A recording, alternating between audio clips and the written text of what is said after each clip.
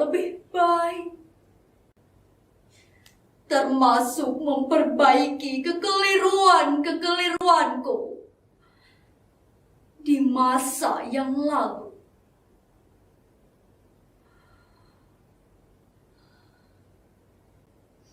Sayangnya, waktu tidak bisa menunggu.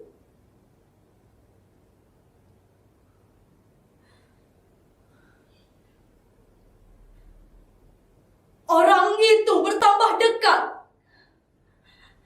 Akhirnya aku terpaksa membela sebelum diserang. Aku memanggil, "Ya Allah, apa yang harus aku ambil?"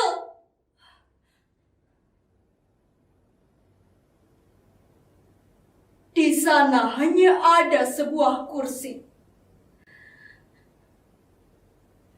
Kursi itu terpaksa aku angkat. Kemudian aku lemparkan kursi itu ke arah orang itu. Kena. Tepat. Muka langsung terluka. Darah menetes dari dahinya, masuk ke dalam mulutnya.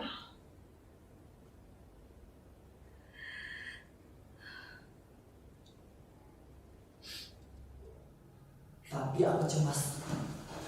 Aku merasakan ada bahaya dalam ketenangan sedang merambat perlahan-lahan hendak menggapai leherku. Aku terpepet ke sudut dengan sopan dan kemudian pada akhirnya nanti akan diminta untuk menyerah.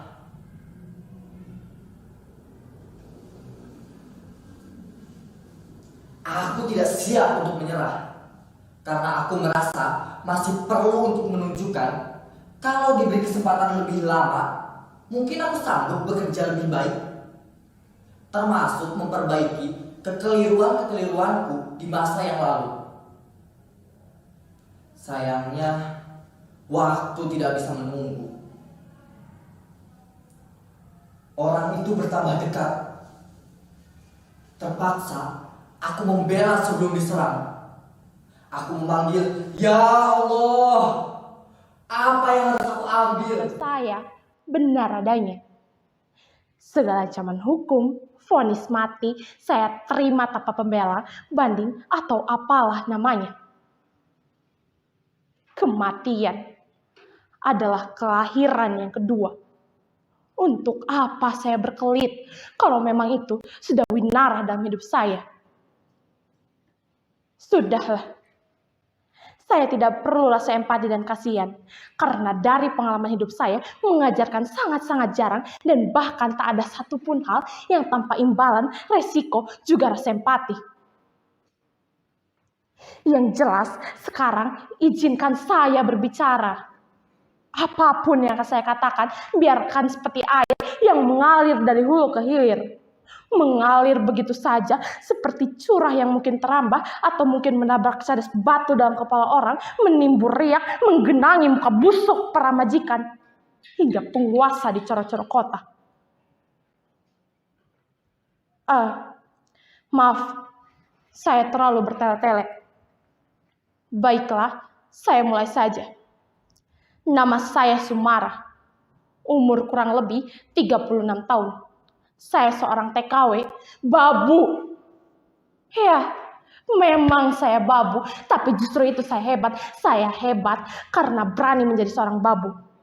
Belum tentu semua orang berani seperti saya. Ya, inilah saya. Sumarah binti Sulaiman. Menjadi babu, buruh budak sudah menjadi pilihan. Bertahun-tahun saya tahan mulut saya lipat lidah saya agar tidak bicara. Karena bicara berarti bencana. Tanpa rasa malu, ia ikut berebutan untuk membeli es pudeng dan merasakan suasana yang ricuh. Sampai-sampai istrinya Pak Ahmad, yaitu Bu Ahmad, malu melihat kelakuan suaminya seperti itu. pada suatu hari yang terik. Sementara itu, anak-anak di alun-alun menaikkan layangannya. Tiba-tiba, tukang es pedang itu lewat. Pak Sersan yang rumahnya di dekat sudut alun-alun itu berteriak memanggil. Anaknya merengek-rengek meminta es pedang. Waktu tukang es pedang itu menuju ke sana, hampir semua anak-anak yang sedang bermain layangan itu menolehkan kepalanya. Yang punya duit langsung berlarian sambil menggulung-gulung tali layangannya. Beda halnya dengan Pak Ahmad. Waktu itu ia sedang memperhatikan juragan ayam yang sedang memandikan ayam-ayamnya. Lalu Pak Ahmad pun meraba kantongnya dan merasakan ada uang di dalamnya. Sesegera mungkin ia berlari untuk membeli es pudeng di dekat rumah Pak Sersan. "Jangan ribut!" teriak Pak Sersan membentak anak-anak yang sedang berlarian itu. "Ada orang sakit di dalam." Lalu tukang pudeng pun berkata, "Sabar, sabar, nanti semua kebagian." Anak-anak berkata, "Aku dulu, aku dulu, aku dulu."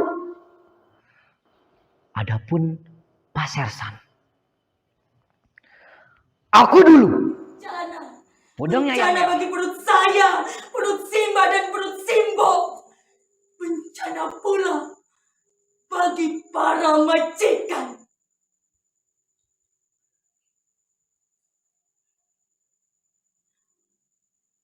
Tolong, kali ini izinkan saya mendongak dan membuka suara.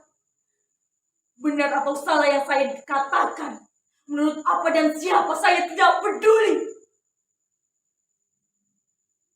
Ini kali terakhir saya biarkan mulut saya berbicara.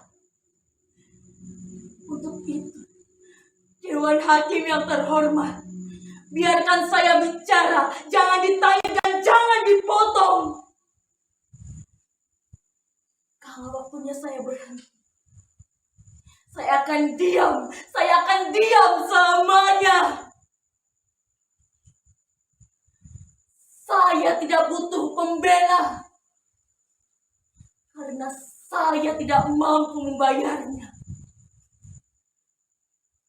Saya tidak mampu dan tidak mau memberikan uang selipan pada siapapun untuk melicinkan segala pembebasan dari segala tuduhan.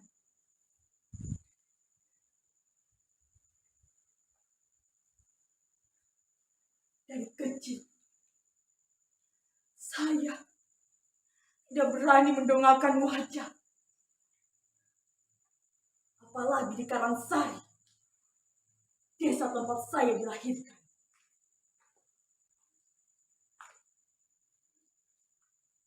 Pak Kasiri, guru madrasah saya pernah mengatakan, pembunuhan itu dilakukan oleh sekelompok orang yang sangat kecil yang tergabung dalam organisasi PKI. Bahkan ia tersenyum manis dan mengatakan, "Apa kabar?"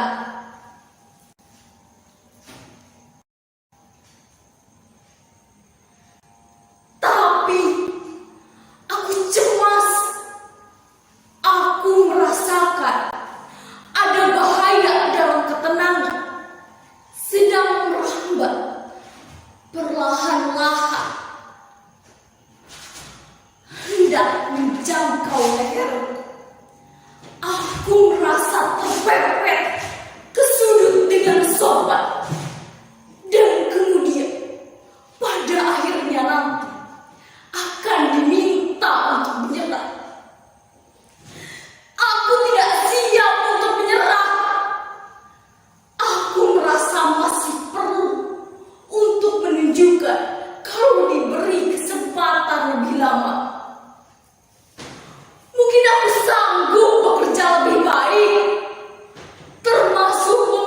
memperbaiki